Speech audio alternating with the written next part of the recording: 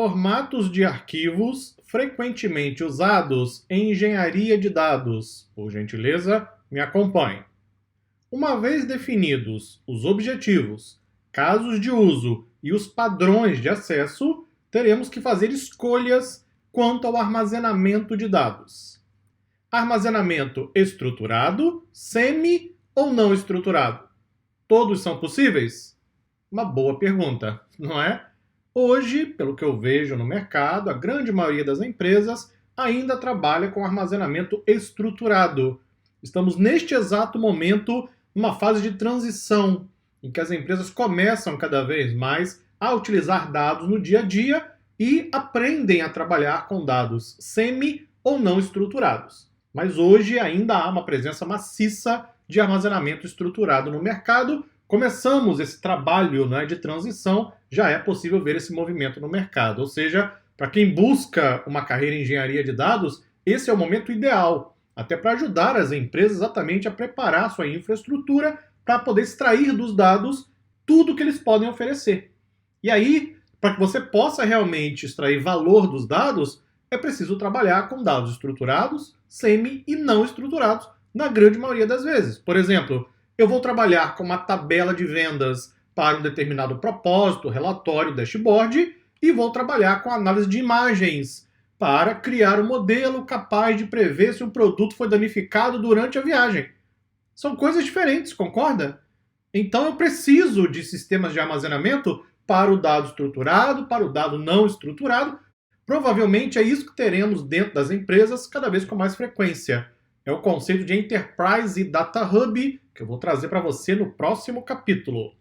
Sistemas de armazenamento como Data Warehouse, Data Lake House ou Data Store. Todos são possíveis?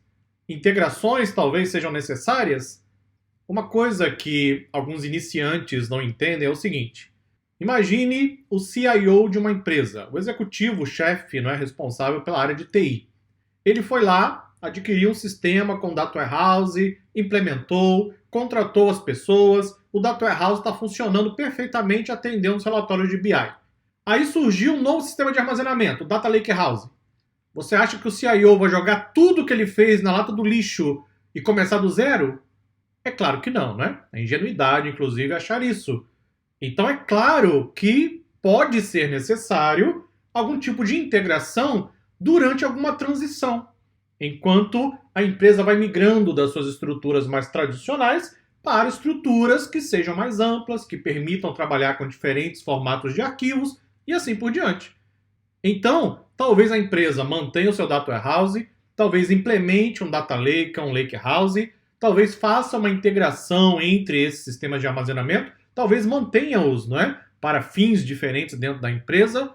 Isso tem uma grande vantagem para nós, profissionais de tecnologia. O que é?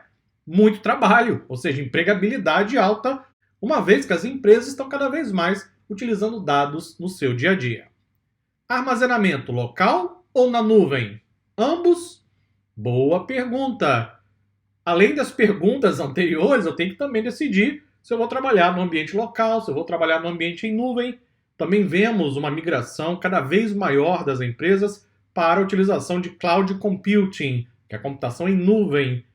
Até mais ou menos uns 5, 6, 7 anos atrás, havia uma resistência imensa do mercado. Hoje, basicamente, a chave virou completamente, ou seja, todo mundo indo para a nuvem, perceberam os benefícios, perceberam que é algo seguro para a empresa. Você consegue montar uma rede virtual privada na nuvem.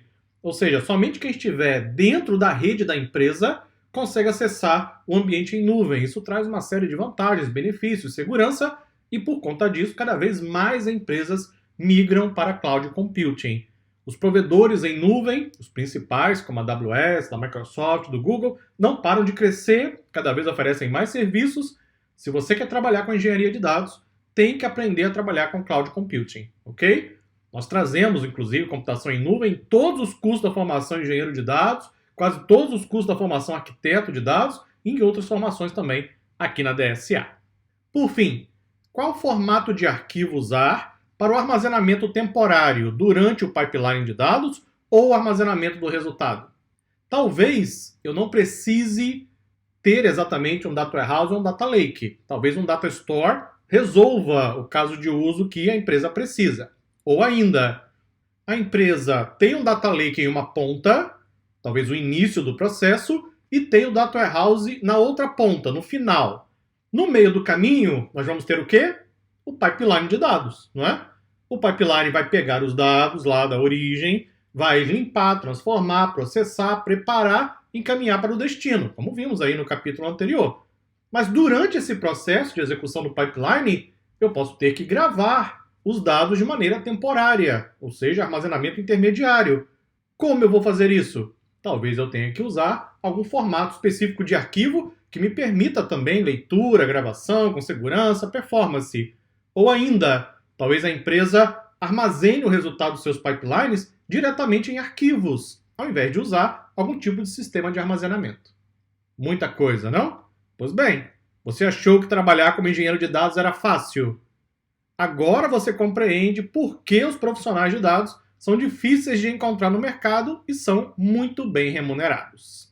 Nas aulas a seguir, vamos estudar os principais formatos de arquivos que frequentemente são usados em engenharia de dados, em especial durante a execução dos pipelines de dados. Não vou trazer todos os formatos possíveis, não é? Não é a proposta aqui do curso gratuito, você pode estudar isso nas formações da DSA. Vou trazer para você os formatos Parquet, Avro, RC, CSV e JSON. Vou trazer definições, características, quando você usa um tipo ou outro, e assim você leva mais esse conhecimento para casa. Me acompanha? Então nos encontramos no próximo vídeo. Muito obrigado e até lá.